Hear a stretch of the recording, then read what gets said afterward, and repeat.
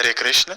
रक्षाबंधन का शुभ मुहूर्त क्या है, ये जानकर यदि हम लोग शास्त्रीय ढंग से शुभ मुहूर्त में यदि रक्षाबंधन करते हैं, रक्षा सूत्र यदि बांधते हैं ना, तो पूरे वर्ष भर हमारी रक्षा होती है। और वहीं पर हमने यदि भद्रा में बांध दिया तो हमारे विनाश का कारण होगा, और वहीं प्रतिपदा में यदि हमने रक्षा सूत्र बांध दिया तो उसका कोई फल नहीं मिलता है।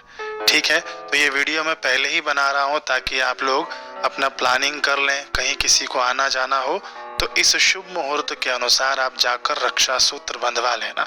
ये वीडियो सभी को शेयर भी कर देना। ठीक है, तो देखिए 2025 में श्रावणी पूर्णिमा शुरू हो जाएगी 8 अगस्त को दोपहर के 2:12 से, और यह रहेगी 9 तारीख के दोपहर के 1:24 तक। ठीक है, तो उदया तिथि से 9 तारीख को रक्षा बंधन किया जाना चाहिए, यानी रक्षा सूत्र आपको 9 तारीख को बांधना चाहिए। ठीक, अब आप लोगों का प्रश्न होगा कि यदि पूर्णिमा शुरू हो रही है 8 तारीख को दोपहर के 2:कुछ से, तो हम लोग 8 तारीख को ही बांध लेते हैं, हमको 9 तारीख को समय नहीं रहेगा। तो नहीं, ऐसा आप लोग बिल्कुल नहीं कर सकते हैं, क्योंकि इसके अंदर भी शास्त्र कह रहे हैं कि संप्राप्ते श्रावणस्यान्ते पौर्णिमास्यम दिनोदये।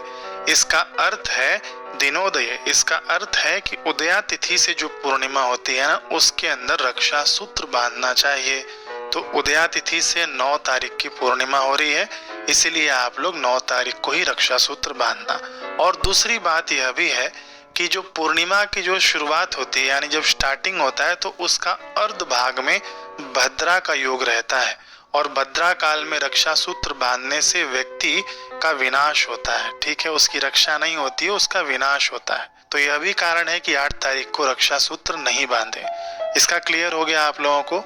अब आते हैं 9 तारीख पर। 9 तारीख को भद्रा का योग बिल्कुल नहीं है, तो आप इस दिन सूर्योदय से लेकर दोपहर के 1:24 तक, इसके बीच में आप कभी भी रक्षा सूत्र बांध सकते हैं। इसके अंदर ना सभी शुभ मुहूर्त आ जाते हैं। कब से, फिर से सुनिए, सूर्योदय से लेकर दोपहर के 1:24 के बीच।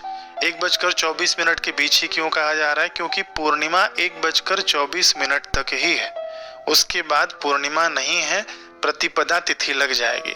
और यदि प्रतिपदा तिथि में रक्षा सूत्र बांधा जाए तो उसका कोई प्रभाव नहीं होता है। जी हाँ, मैं अपने तरफ से नहीं कह रहा हूँ, ये शास्त्र वचन है। शास्त्र कहते हैं कि इदम प्रतिपद्युत्तायाम न कार्यम।